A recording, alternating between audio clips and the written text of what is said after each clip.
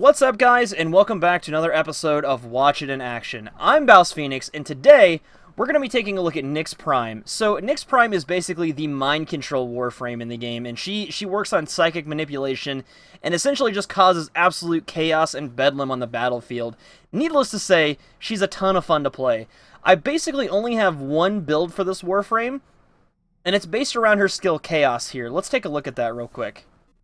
So the one thing a lot of people are going to notice right off the bat is we have no power strength on this build. It's actually in the negative. We're down to 40% power strength. And that's because only one of Nyx's abilities really benefits from that trait, essentially. And that's going to be Psychic Bolts. We're not really going to be using that skill that much for this build. A couple people have come up with some pretty interesting Psychic Bolt builds, but this isn't one of them. This is a very popular build that a lot of people use, and I really think, like me personally, I think that this build really accentuates how useful Nyx can be. So that being said, the cool thing that I really love about this build is that it requires no Forma. You can do this build if you have a Nyx Prime right out of the box with just a Catalyst and a level 30 Nyx. So essentially what we're going to be doing here is we're going to be putting Corrosive Projection on. You can throw on Energy Siphon in that dash aura if you want to, if you're not fighting armored enemies. But, you know, for all intents and purposes, a lot of people really like Corrosive Projection. It's one of the more useful auras. Prime Flow, Prime Continuity, those are pretty self-explanatory. If you don't have the primed versions of those, you can just go with the normal ones, although primed is always usually better. Overextended for range. Range is really important with this build, so we want to have as much of that as possible. So we're going to be using Overextended and Stretch for that 235% power range.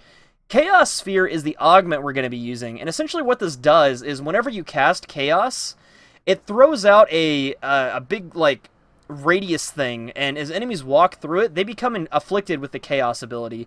Now, this isn't as useful as it used to be, but I still find it kind of nice to have, so I'm not constantly spamming Chaos. Used to be you couldn't use Chaos until the duration had run out on it, which made it a little hard to use. It was still a really good skill, but it's even better now. We're using a 4 out of 5 Fleeting Expertise because of that. We'd be wasting pretty much mod capacity because we'd be over that 175%. Efficiency, guys, power efficiency only goes up to 175%. You can't get more than 175% power efficiency on a Warframe. So we're not using any more than this rank 4 out of 5 because it would just be overkill. It'd be wasted efficiency, so you're never going to see that. So that being said, let's take a look at the abilities here real quick and see what we're working with. Mind Control is her #1 ability, and essentially what this does is it's a single target. It's almost like a single target Chaos, with the added bonus of the enemy actually fights for you, whereas Chaos just makes everybody fight everybody. It's almost like a mass radiation proc, which is kind of like what Loki does with his irradiating disarm. But essentially how this works is you can grab a target. I use this a lot for the Corrupted Ancients and stuff like that because they have the damage reduction buff, and if you're standing next to that mind control target, you actually get that buff, making this very useful for survival at really high end. This is more of an advanced tactic though, so I suggest getting really comfortable with this skill because it can save your life one day. Psychic Bolts I don't really use too much. It does almost no damage, and really the only benefit of it is it does a radiation proc, which will cause enemies to go haywire and basically attack anything around them. But Chaos already does this, and it does this in a huge area, so I don't really see the benefit to using this. It has a homing trait where if you cast it, it'll find enemies and attack them, so you don't really have to aim it, but I don't know. Like I said, people have come up with builds for this, but I'm not one of them. I don't really use this ability that much. Now, moving on, Chaos is going to be the ability you're going to be using the most. And essentially how this works is whenever you cast it, enemies will essentially be afflicted with like a rad proc, and that will cause them to attack pretty much anything they're in close vicinity of. So allies, enemies, everything. Anything's fair game when Chaos is casted. The really cool thing about this is it stuns them first, too, for a couple seconds, allowing you to get away, and then you can watch the Chaos from a distance. So it doesn't really matter what faction an enemy is, they'll all attack each other. Absorb is also a really cool ability that I use to get out of trouble, because essentially what this does is it does what it says. It absorbs. It absorbs any incoming damage, either projectile, melee, whatever. It'll absorb it, and then you can channel it back out and do damage to the enemies that dealt it to you. The cool thing about this ability is your buddies can attack it too and stack up that damage for you.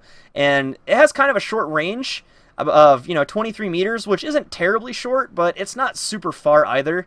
And the cool thing about this too is it'll allow you to knock enemies down, so it's decent crowd control as well. So if you find yourself in a tough spot, throw up Absorb. It's an instant cast. You'll start getting that damage, and then you can throw it back out at enemies, damaging them and knocking them down. So that being said, let's go ahead and check out this skill set against some buddies here. We're going to spawn some Corpus Techs real quick, just to show you how this works, some Corrupted Crewmen. And these are going to be level 90, because I always like to show you guys how my builds would function in a high-level scenario. So level 90 is pretty high. That's about 40 minutes or so into 40 or 50 minutes, or even an hour in some cases, into a Tower 3 or Tower 4 or something like that. And we're seeing a lot more higher level enemies in the sorties too. So this build will be good for a sortie if you decide to use it. So let's simulate these enemies, and the first thing we're going to do is we're going to get down here, we're going to cast Chaos. Now you notice they have like a little Nyx hologram over them. They're stunned for a second, and then instantly they just start like murdering the crap out of each other. They'll start meleeing, they'll do anything. If I were to get down there, I would get caught in the crossfire, they'd start attacking me too. But if that were to happen, I would just throw up my Absorb, and the cool thing about this is it's going to generate aggro as well. So enemies are going to start attacking you. You're going to see that little number at the bottom of the screen that says, number and Absorb. So 1,000, 2,000, 6,000 Absorb. And while you're absorbing damage, that's going to take your energy down too. So every set amount of damage you take, it takes a certain amount of your energy as well. But you see right now, we've got over 26,000 damage absorbed, and we're still doing pretty good on energy efficiency. But let's show you what happens when we decide to release this skill. It's going to blow those enemies away, and it's going to do some pretty incredible damage, killing just about everything in the vicinity. So that's pretty much my 1-2 punch for this skill set here. I want to show you how that buff works with mind control real quick. So what I'm going to do is I'm going to spawn a single solitary. Actually, let's do two. Let's do that. We're going to spawn 2 Corrupted Ancients, and we're going to get them going out here.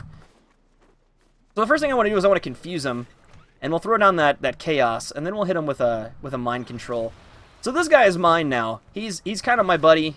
He's going to be fighting for me, and as you see me standing next to him, I've got the white glow that they emit. That means I have that damage reduction, and that's going to be super useful. So I'll have him as a friend until that duration runs out, and then when it does, he'll be an enemy again. So the only thing you need to make sure you pay attention to is your counter down there in the bottom right-hand corner that says how many seconds you have left to control an enemy. This skill is also really useful for controlling really heavily armored units like Bombards or Corrupted Gunners, anything like that that's going to pack a punch and, suck up a lot of damage for you. But that being said, I mean, that's pretty much Nyx. That's how she plays. You want to make sure you get in there. You're always casting Chaos, unless you have that augment up and enemies are running through and getting afflicted. But I still cast Chaos a lot anyway, just out of habit now. When you get into trouble and you start taking some damage, throwing up Absorb is always a good tactic. It'll keep you out of trouble, give you a few seconds of breathing room, and, allow your buddies to come help clear out some of the enemies, stack up some damage, and then, take out some of those guys. But I hope you guys have enjoyed this video. I hope you got a lot out of it. Maybe learned something new about Nyx that you didn't know before. I really appreciate you guys watching. Thank you so much, and I'll see you guys again at the next video.